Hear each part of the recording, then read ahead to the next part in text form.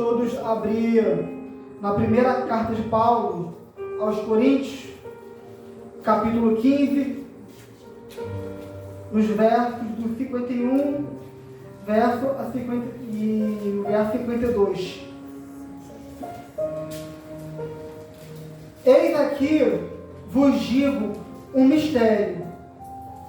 Na verdade, nem todos dormiremos, mas todos seremos transformados. Num momento, num abrir e fechar de olhos, ante a última trombeta, porque a trombeta soará, e os mortos ressuscitarão incorruptíveis, e nós seremos transformados.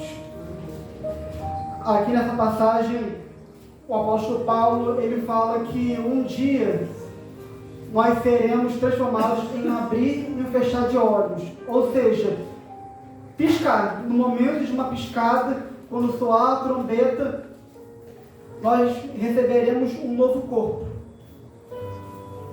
Pode se sentar em nome de Jesus. Amém.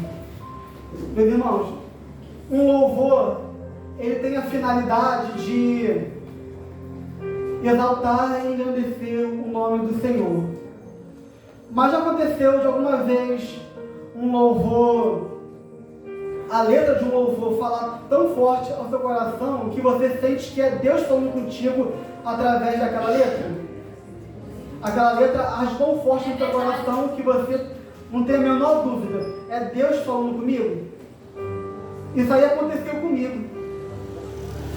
Eu orei para Deus ele me enviar uma mensagem, e um tempo depois eu estava ouvindo um louvor do Gabriel Guedes chamado Ele Vem, e teve uma parte da letra bem específica que me chamou muito a atenção, que a letra diz: Ele virá no piscar de olhar, quem estiver pronto com ele irá, na sua glória com ele morar.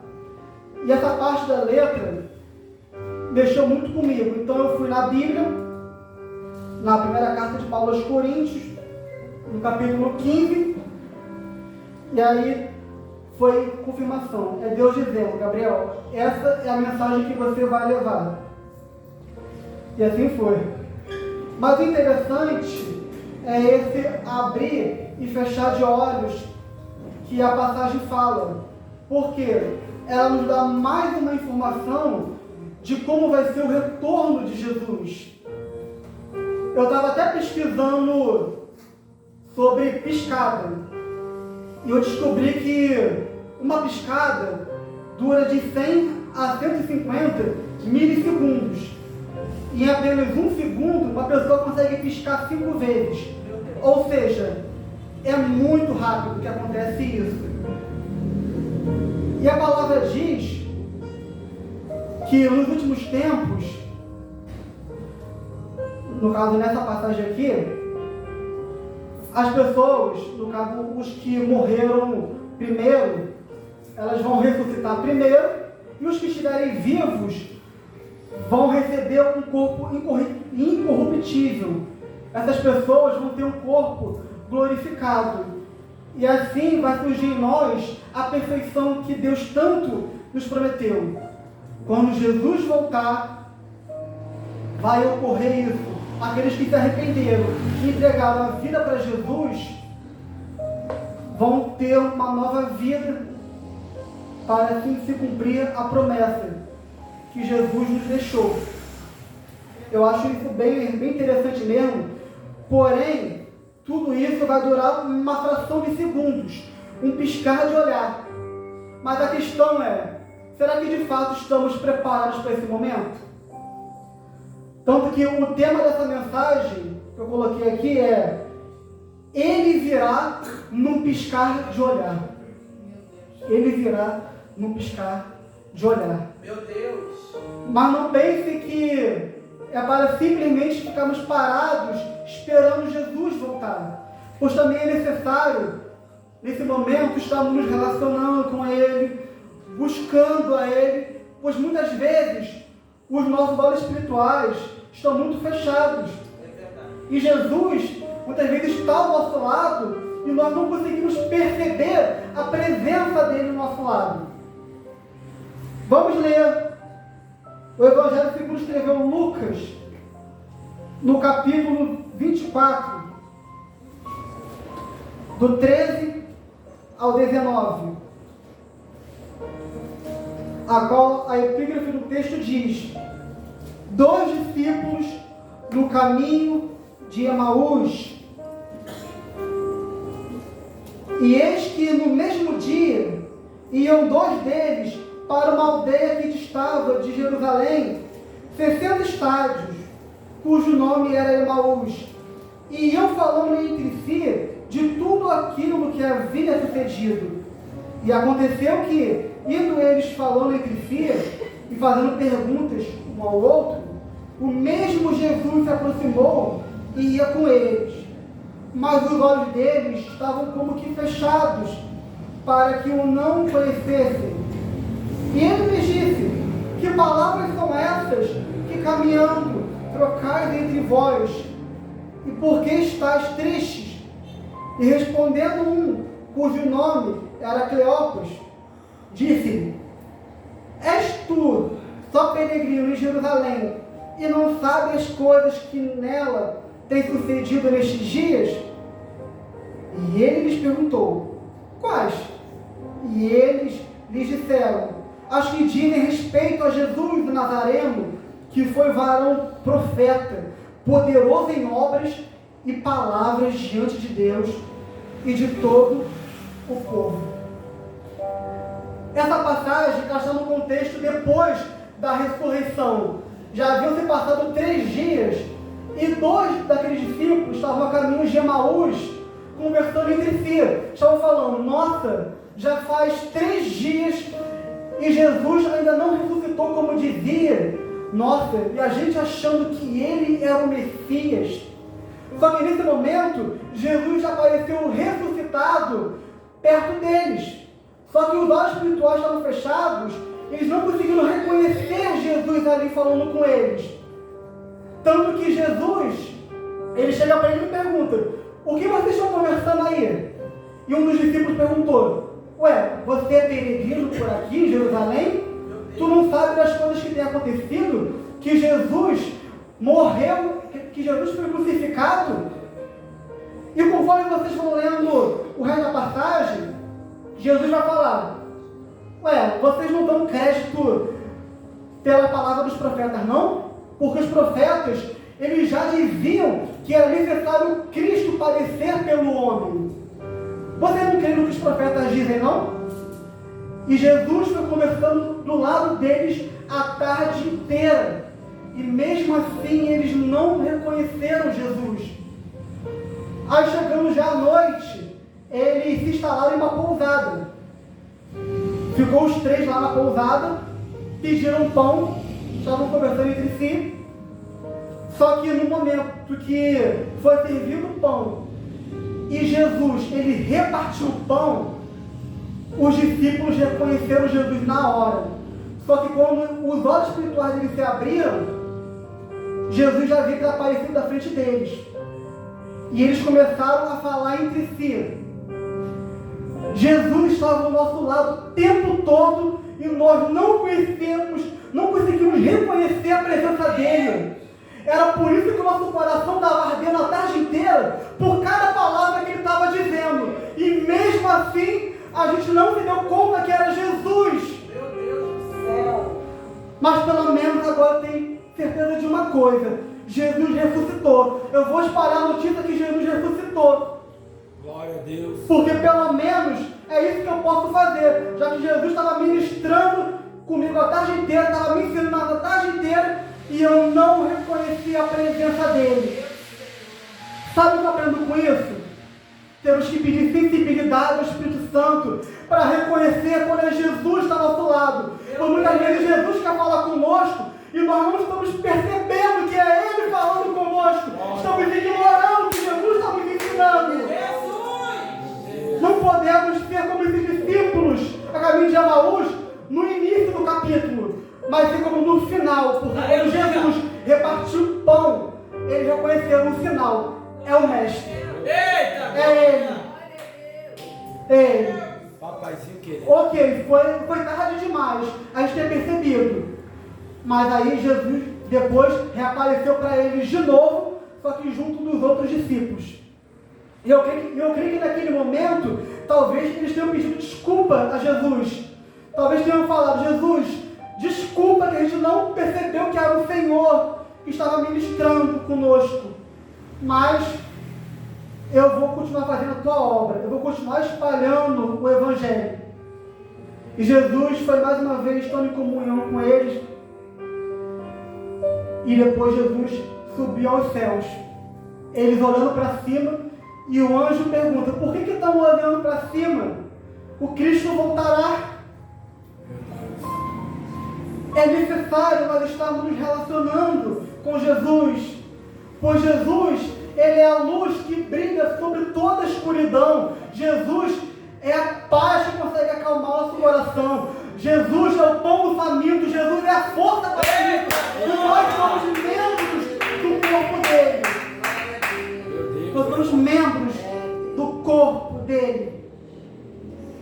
E eu digo que eu quero conhecer Jesus. Eu quero prosseguir conhecendo o Mestre. Mas até esse piscar de olhar em que fala a trombeta, eu preciso estar me relacionando com Ele. Nem que seja para agradecer a Jesus, agradecer, me arrepender também. É necessário o arrependimento. Quantas vezes deixamos de fazer isso? Eu mesmo muitas vezes digo: Senhor, me perdoa, Senhor, quando eu fui até o Senhor com exigências. Me perdoa, Senhor, quando para Ti eu me fiz cansado, Senhor. Me perdoa, Pai, quando eu esqueci que o Senhor me basta. Só o Senhor não basta. Aleluia. Pois foi lá na cruz que Ele disse: Tetelestai, está consumado. Tetelestai, o preço foi pago. Tetelestai, está consumado. Tetelestai, o preço foi pago. Glória a Jesus. A nossa solidão, o vazio, as dores, foi Ele que carregou. Foi Jesus que carregou. Ele tomou um cálice amargo só para poder realizar uma nova aliança e eterna diante de tal preço que Ele pagou. Seja na tempestade ou na paz, Jesus está o tempo todo conosco. Mas muitas vezes estamos como os discípulos a caminho de Emaús, no início do capítulo, que eles não conseguiram reconhecer a presença do Mestre. Tem uma parábola que eu gosto muito, que fala sobre um pai, um filho e um avião. Havia um pai que estava levando o seu filho criança para caminhar. E de repente passou um avião. E o filho perguntou para o pai: pai, como é que um avião tão pequeno consegue carregar tanta gente? E o pai levou o filho até o aeroporto para ele ver um avião de perto. E aí o filho, ele viu o avião que era grande mesmo. Mas nós podemos fazer isso uma comparação com o nosso Deus. Do mesmo jeito que o avião sempre foi grande, Deus sempre foi grande. Mas quando você consegue chegar mais perto, você consegue contemplar melhor o quanto Ele é grande. Aleluia! Aleluia! Coisa linda, gente. Nosso Deus é grande. Nós precisamos chegar mais e mais perto dele. Aleluia! Imagina Jesus em uma teofania aparecesse aqui agora e falasse o seguinte: filho, você anda preocupado demais. Para com isso. Eu estive ao seu lado o tempo todo e você não percebeu. Eu uso estações, situações, pessoas para você exercitar a sua fé nos frutos do Espírito que estão em você. Eu não tenho prazer no seu sofrimento. Se você está passando por isso, é porque eu sei que você sairá será moldado disso, dessa situação. Você é tão precioso para mim que eu te vejo, que eu te ouço, eu te conheço antes mesmo de você ser formado no ventre da sua mãe. Não se afaste de mim, porque eu sou aquele que você precisa. Eu sou aquele que te conhece. Eu sou aquele que te levanta, aquele que te ama. Imagina só, Jesus numa teofania agora, te dizendo essas palavras. Mas nós precisamos estar focados nele, nos relacionando. Sabe por quê? Eu falo uma coisa bem simples. Uma nascente. Quando nós colocamos o pé em uma nascente, o fluxo de água ele é interrompido. É a mesma coisa quando a nossa mente não está condicionada em Cristo. Nós automaticamente rompemos o que Deus quer para a nossa vida, o que Deus quer para nós. E é uma promessa de que o Cristo retornará. E muitas vezes, quando nós estamos com a mente condicionada em Cristo, é uma alusão justamente a uma vida de iniquidade, ao pecado. É necessário o relacionamento com Ele. Glória a Deus. Vamos ler Mateus, capítulo 25, versos do 1 ao 11.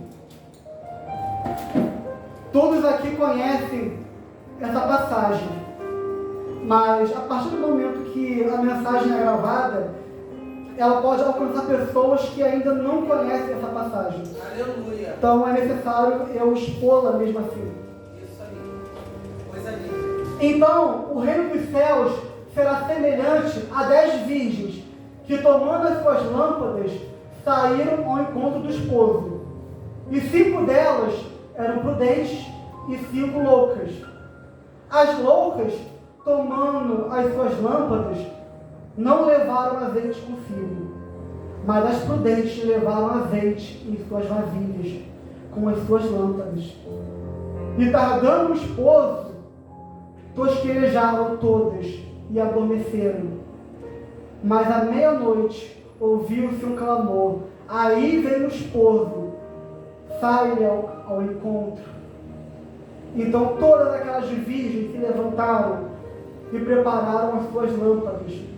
E as loucas disseram às prudentes: dai-nos do vosso azeite, porque as nossas lâmpadas se apagam. Mas as prudentes responderam, dizendo: não seja caso que nos falte a nós e a vós.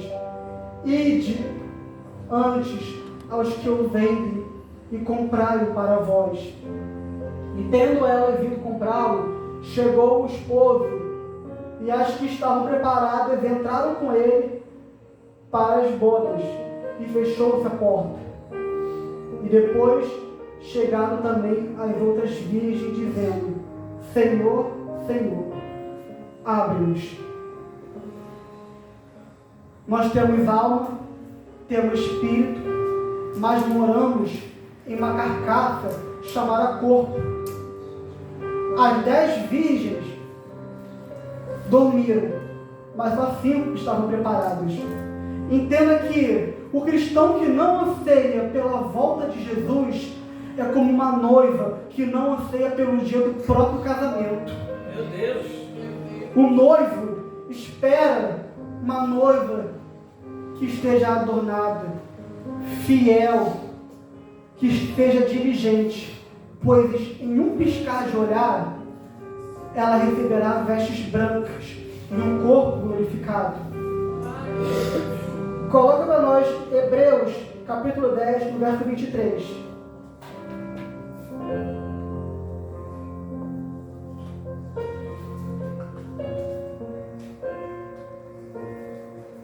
Retenhamos firmes a confissão da nossa esperança, que é Jesus, porque fiel é o que prometeu. Aleluia. O noivo, ele é fiel, e ele também espera que a noiva dele também seja fiel. é necessário. Falar isso é fácil, mas viver isso é algo desafiador. Por isso mesmo que eu digo, Igreja de Cristo, por isso mesmo que eu digo, desperte, porque o Evangelho é muito mais do que ficarmos somente aqui no templo. Lá fora também é necessário buscarmos a Deus como se Ele fosse água no deserto. Não é mais tempo de brincarmos de ser igreja. E nem eu quero ficar brincando de ser trabalhador dessa seara. Embora eu veja heresias, embora eu também escorregue, eu não posso desistir do meu chamado, porque o certo é o certo e o errado é o errado. Deus sabe quem é lobo e quem é ovelha, quem é joio e quem é trigo. Aleluia. Deus sabe muito bem quem é quem. Aleluia. Existem tantos ímpios e até mesmo cristãos que ficam iludidos, se achando de maior do que o céu. Mas se quer um conselho de irmão, para com isso. É necessário que ele cresça e que a gente diminua com a boca no pó. Aleluia. Porque somente ele é Deus. Coloca para nós na primeira carta de Pedro, capítulo 4, dos versos do 7 ao 11.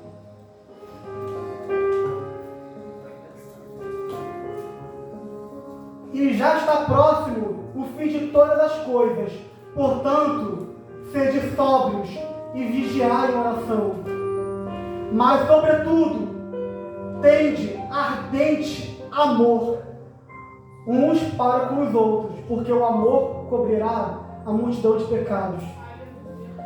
Sendo hospitaleiros uns para com os outros, sem murmurações, cada um administre aos outros o dom como recebeu, como bons mordomos da multiforme graça de Deus. Se alguém falar, fale segundo as palavras de Deus. Se alguém administrar, administre segundo o poder que Deus dá, para que em tudo Deus seja glorificado por Jesus Cristo, a quem pertence a glória e o poder para todo o sempre. Amém. Eita glória. Deus está levantando uma geração promissora e cheia do poder do Espírito Santo para fazer um ID.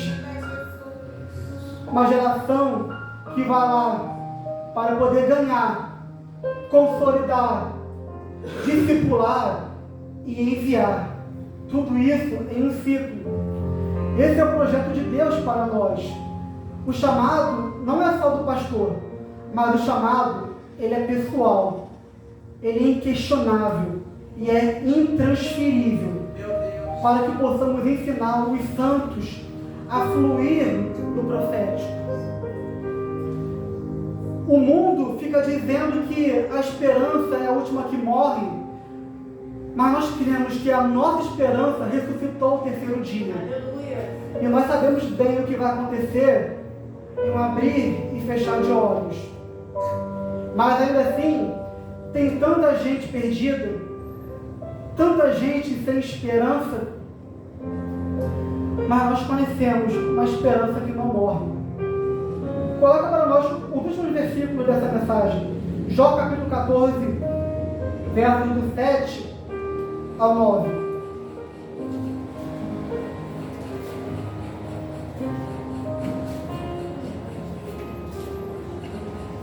Porque há esperança para a árvore, que se for cortada, ainda se renovará, e não cessarão seus renovos.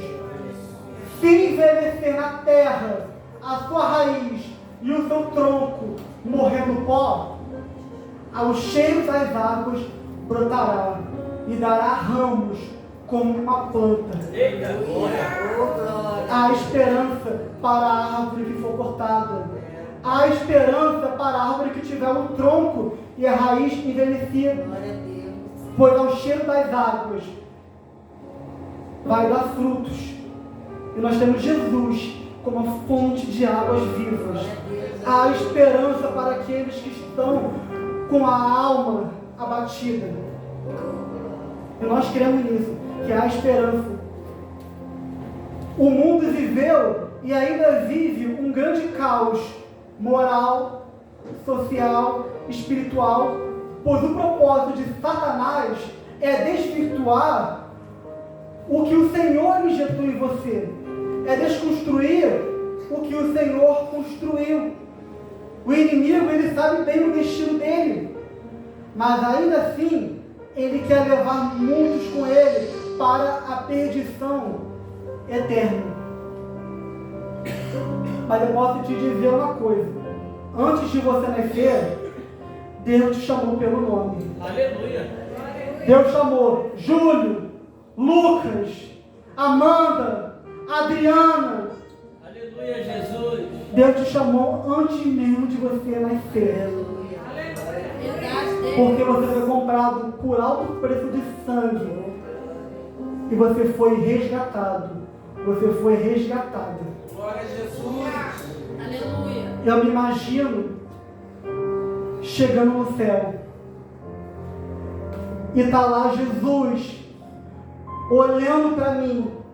Está lá Jesus sorrindo para mim. E eu chego perto de Jesus e ele me dá um abraço e fala bem assim no meu ouvido: seja bem-vindo, bendito de meu Pai. Aleluia. Receba o reino que eu preparei para ti. É assim que eu me imagino me encontrando com Jesus. Em um abrir e um fechar de olhos, em um piscar de olhar. Meus irmãos, fique com essa mensagem em nome de Jesus, pois eu posso dizer que se vocês receberam, eu também recebi o que o Senhor ministrou para mim. E assim